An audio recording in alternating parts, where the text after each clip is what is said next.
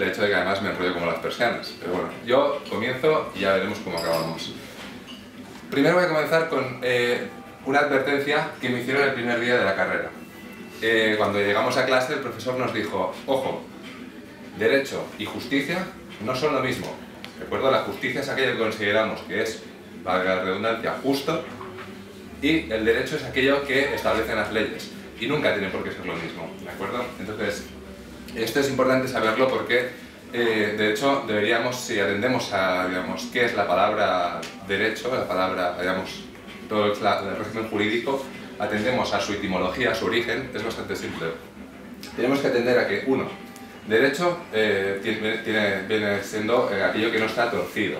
Lo mismo en alemán, rechts, o en inglés, law, significa, viene del inglés antiguo, lagu, significa el estrato. Es decir, aquello que es correcto, aquello que es necesario para que todo vaya bien. Aquello que, digamos, que hace que la sociedad sea, digamos, buena. Es decir, que esté por lo menos armoniosa.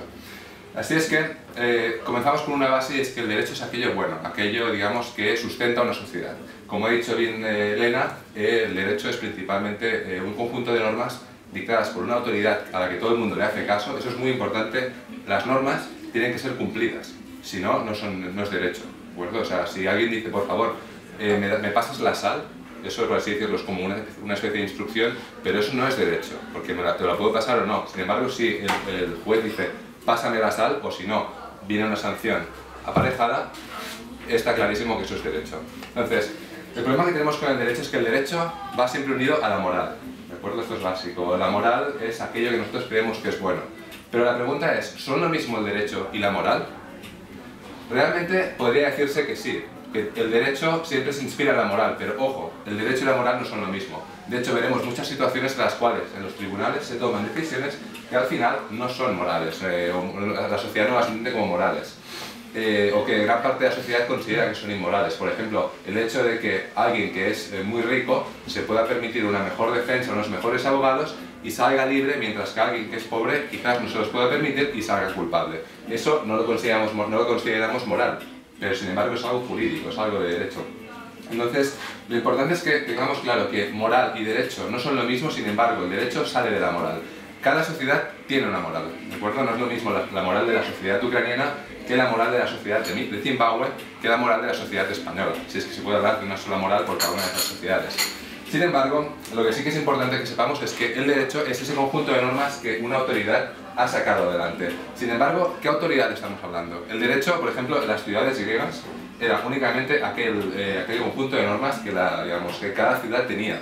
Sin embargo, con el paso del tiempo se fueron formando lo que llamamos los estados.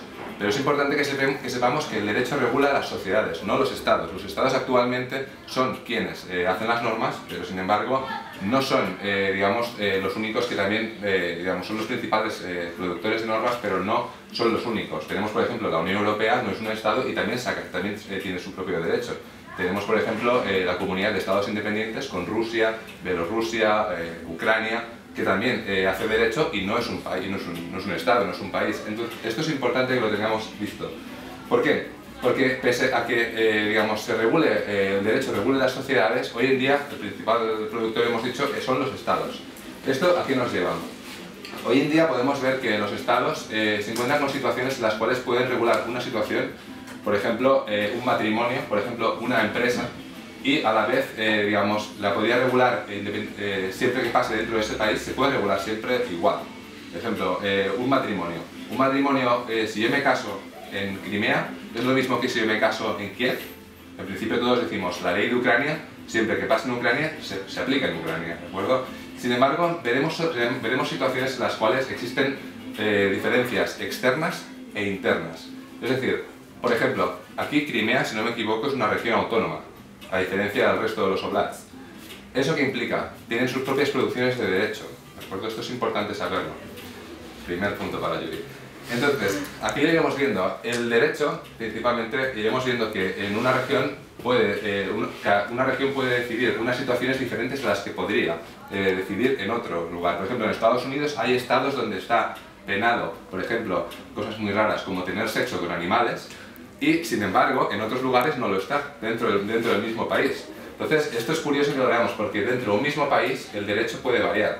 y sin embargo también puede variar de cara al exterior. Por ejemplo, si yo soy un chico afgano, pongamos, y me he casado sin que ella quisiese, pero bueno, toca hacerlo, ella se casa, me caso con una chica, que ella no quiere casarse conmigo, pero nos casamos, ¿de acuerdo? Yo vengo a Ucrania y digo, hola, buenas, yo en Afganistán nos hemos casado, aquí está el certificado, y quiero que me inscriban aquí como que yo me he casado aquí también. Y Ucrania puede decir, la chica no quiso casarse, ¿no? Le preguntamos a la chica, tú te quisiste casar con Mohamed, y que me digan, y la chica les puede decir, no, yo no me quise casar con Mohamed. El problema, esto nos da un pequeño problema, y es que siempre nos encontraremos con situaciones, a lo que voy principalmente, nos encontraremos con situaciones en que, dada la globalización, nos veremos en situaciones que provocan conflictos dentro de una propia sociedad, ¿de acuerdo?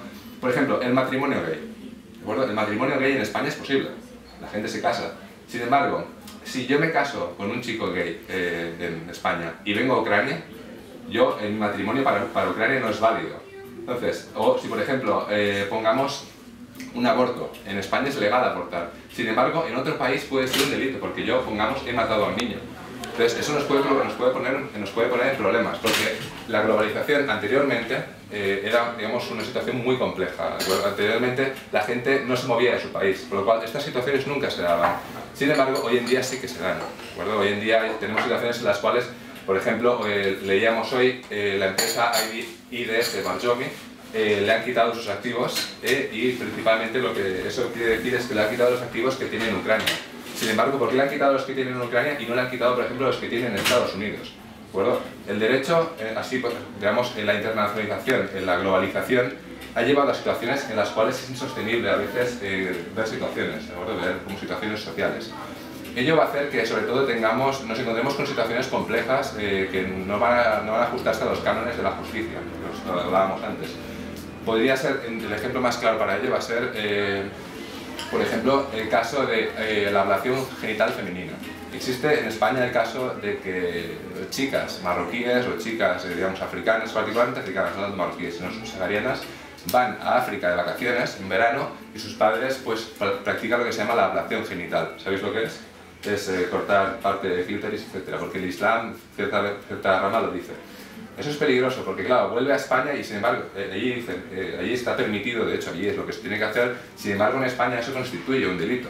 Entonces, a lo largo del proceso de la globalización que estamos viviendo hoy en día, nos iremos encontrando con muchísimas situaciones en las cuales nos vamos a enfrentar a situaciones que nos van a poner al límite nuestros principios morales, nuestros principios sociales. Y es por eso por lo que quisiera, digamos, sobre todo llamar a la atención el hecho de que se va a producir un debate por parte de nuestras sociedades sobre qué valores son los absolutos y qué valores son los adecuados. Es decir, hay valores que se pueden quitar, valores que no se pueden obviar. Eso es importante porque, como he dicho antes, pese a que el derecho y la moral no son lo mismo, siempre el derecho viene de la moral. Y eso es principalmente lo que resulta importante, que sepamos, es quiénes somos y qué valores estamos dispuestos a ver como absolutos, es decir, como aquello que no puede jamás, a los cuales no podemos renunciar, y qué valores son, digamos, flexibles a la hora de adaptar nuevas culturas y nuevas realidades sociales a nuestro ordenamiento jurídico. Y ya sin más, quisiera pedir perdón por el exceso de tiempo excesivo en sí mismo y agradeceros a todos su atención. Muchísimas gracias.